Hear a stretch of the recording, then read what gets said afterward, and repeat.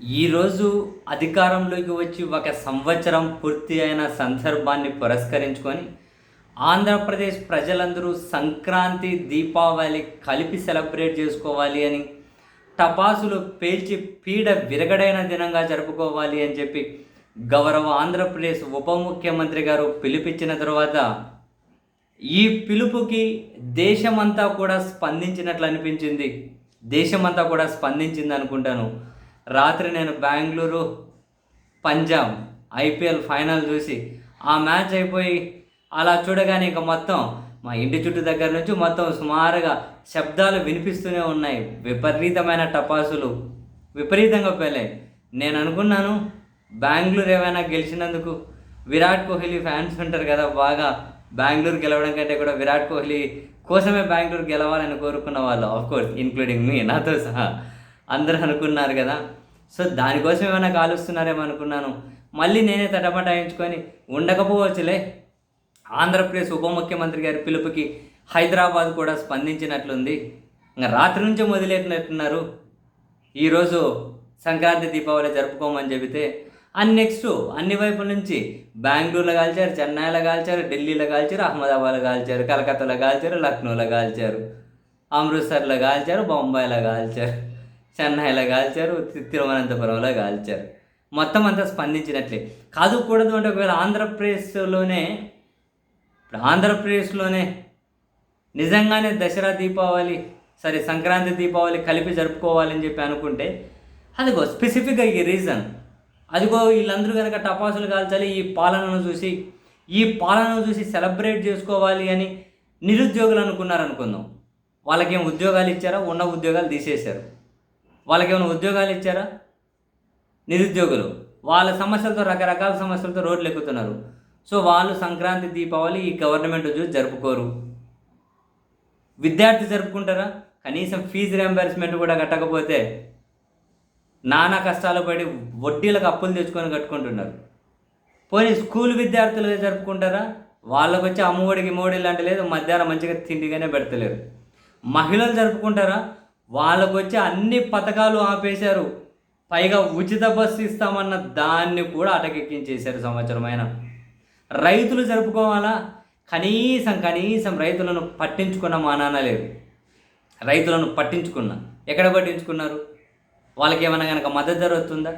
తడిసిన ధాన్యం కొంటున్నారా? రంగుమారిన ధాన్యం కొంటున్నారా? కనీసం పట్టించుకుంటున్నారు. ఇప్పుడు మామిడికాయల రైతులను పట్టించుకున్నారా?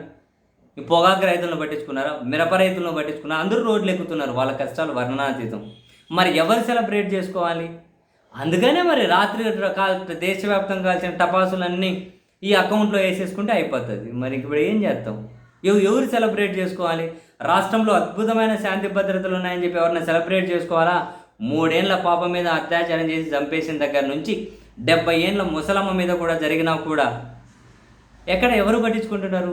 దాడులు, దౌర్జన్యాలు యథేచ్ఛగా జరుగుతూ పోతూ ఉన్నాయి.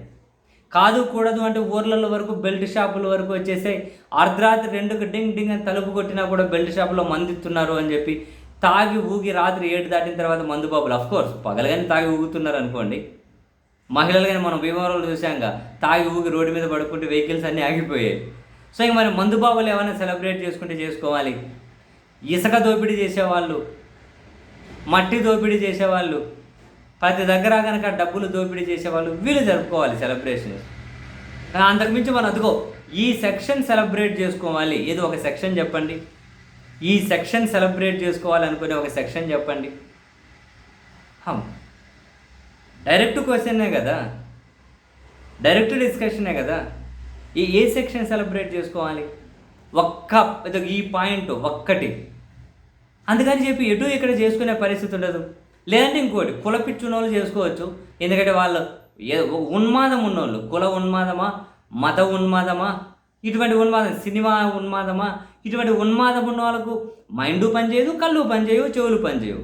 అటువంటి వాళ్ళు ఎప్పుడైనా సెలబ్రేట్ చేసుకోవచ్చు. మనం అటువంటి వాళ్ళని పరిగణలోకి తీసుకుంటే సంకనాగిపోతాం. అట్లాంటి వాళ్ళకి వీళ్ళంత దూరంగా ఉండాలి. ఆ దరిద్రమైన లక్షణాలు మనకు అంటుకోకుండా. కుల పిచ్చి, మత పిచ్చి, ఈ సినిమా వాళ్ళని పిచ్చి పిచ్చిగా అభిమాని వీళ్ళు ఉన్నారు చూడండి, వాళ్ళకు దూరంగా ఉండండి. అటువంటి వాళ్ళకు దూరంగా ఉంటే మనకు ఆ దరిద్రమైన అలవాట్లు మనకు అంటుకోవు. అటువంటి వాళ్ళకి ఎవరైనా దూరంగానే ఉండాలి. ఇంకా అట్లాంటి వాళ్ళు కాల్చుకోవాలి. ఇంకా జెన్యున్గా దేని మీద, ఏ సెక్షన్ పార్టిసిపేట్ చేయాలంటున్నాను నేను. ఈ సెక్షన్ దీనికోసం పార్టిసిపేట్ చేయాలి, ఏ సెక్షనో చెప్పండి. అందుకని చెప్పి ఇంకా రాత్రి బెంగళూరు గెలిచిందని చెప్పి విరాట్ కోహ్లీ సంతోషపడ్డాడని చెప్పి దేశమంతా టపాసులు కాల్చారు. దాన్ని ఇందులో వేసేసుకుంటే అయిపోతుంది. మా పిలుపుకు దేశం స్పందించింది, రప్ప అట్టనరా రాత్రి డిబేట్లు. ఈరోజు పీడ విరుగుడైన దినోత్సవం, ఒక కోట్ వేసుకోవాలి కదా, నా దగ్గర కోట్ లేదులేండి. ఏమన్నా అంటే అన్న స్క్రిప్ట్ రైటర్ దగ్గర కోట్ ఉంటే పడకచ్చుకోవాలి. కోట్ వేసుకొని పీడ విరుగుడైన దినోత్సవాన్ని పురస్కరించుకొని దేశవ్యాప్తంగా మార్మోగేలా టపాసులు కాల్చారు. రాత్రి 11:30 నుంచే టపాసుల శబ్దాలు ఆంధ్రప్రదేశ్నే కాదు దేశంలోనే మార్మోగిపోయాయి. ప్రధాని ఆశ్చర్యపోయారు, హోంమంత్రి ఆశ్చర్యపోయారు. అహ్మదాబాద్లో టపాసులు కాల్చారండి, అహ్మదాబాద్లో టపాసులు కాల్చారు. బొంబాయిలో టపాసులు కాల్చారండి, బొంబాయిలో టపాసులు కాల్చారు. బెంగళూరులో ర్యాలీలు చేశారండి టపాసులు కాల్చుకుంటూ అని చెప్పి. ఏముంది, ఇటువంటివే చెబుతారు కదా స్క్రిప్ట్ రైటర్లు. ఇవన్నీ అకౌంట్లో వేసుకొని ప్రచారం చేసుకొని పెట్టండి రా సాయంత్రం డిబేట్లు పెట్టి మోగించండి రా మోత. ఎవడు అడుకుంటాడు, ఆ చూసేవాడు ఏది నిజమో ఏది అబద్ధమో చూసేవాడు వాడు ఆలోచించాడు. ఆ చూసేవాడు ఏది నిజమో ఏది అబద్ధమో వాడు ఆలోచించాడు. వీళ్ళు ఏం చెప్పినా నమ్ముతూ పోయేవాళ్ళు ఉంటారు. పీడ విరగడైంది అనుకున్నప్పుడు ఆ పీడెంతో చెప్పాలి, వీళ్ళు ఏం చేశారో చెప్పాలి. సంవత్సర కాలంలో అదిగో రాష్ట్రం కోసం ఈ పని. కేంద్రం నుంచి వచ్చే గ్రాంట్లు ఏమైనా పెరిగినాయా? కేంద్రం నుంచి వచ్చే ఏమైనా జిఎస్టీ వాటా ఏమైనా పెరిగిందా తగ్గిందా? జిఎస్టీ వాటా ప్రతి నెల చూస్తున్నాం, తిరోగమనమే కదా. దేశంలో ఏ రాష్ట్రమైనా మినిమం పాజిటివ్ గ్రోత్ ఉందేమో, ఒక ఆంధ్రప్రదేశ్ కదా మైనస్ గ్రోత్లు కనిపిస్తున్నాయి. మరి ఏంది? ఇంక అమరావతి పేరు మీద అప్పులు తెస్తున్నారు, అక్కడ బిల్డింగ్లు కడుతున్నారని చెప్పి నా పరిధిలో ఉన్న వాళ్ళు, ఆ భూముల రేట్లు వచ్చేవాళ్ళు ఇంక మీరు జరుపుకోండి సెలబ్రేషన్స్. ఒక రాయలసీమ క్షేత్రస్థాయి పౌరుడిగా నాకైతే ఇది కనిపిస్తుంది రాష్ట్రంలో సంవత్సరం నుంచి. లేదు ఇంక అమరావతి గడ్డ మీద నిలబడితే ఇంకేమైనా కనిపిస్తుందేమో మీరు చెప్పండి, నేను తెలుసుకుంటా. లేదు విశాఖ బీచ్ దగ్గర నిలబడి ఇంకేమైనా కనిపిస్తుందేమో మీరు చెప్పండి, తెలుసుకుంటా. రాయలసీమ ఒక మూల నిలబడి చూస్తే, ఎందుకంటే దశాబ్దాల నుంచి కష్టాల కడగళ్లతో జీవితాలు నెట్టుకొస్తున్నటువంటి సమాజం కదా రాయలసీమ. మరి ఆ కోణంలో చూస్తే మాకు అన్నీ ఇవే కనిపిస్తున్నాయి. అది ఒక క్లియర్గా ఇంకోటి వేరే చూద్దామన్నా కనిపించలేదు. టపాసులు కాలుద్దామంటే ఎడ కాల్చాలి, దేనికి కాల్చాలి, ఎడ కాల్చాలి, దేనికి సెలబ్రేట్ చేసుకోవాలి? అందుకే అన్నాను, ఇటు కాల్చే వాళ్ళు ఎక్కువ మంది లేనప్పుడు ఆర్సీబీ కాల్చిన టపాసులని దీని అకౌంట్లో వేసేసుకుంటే ఎవడు అడిగేవాడు ఎవడు? నిజమే అనుకుంటారు, నిజమే అనుకుంటారు. అబ్బా స్వామి మీరు నమ్మట్లేదు, నా మాట నిజం.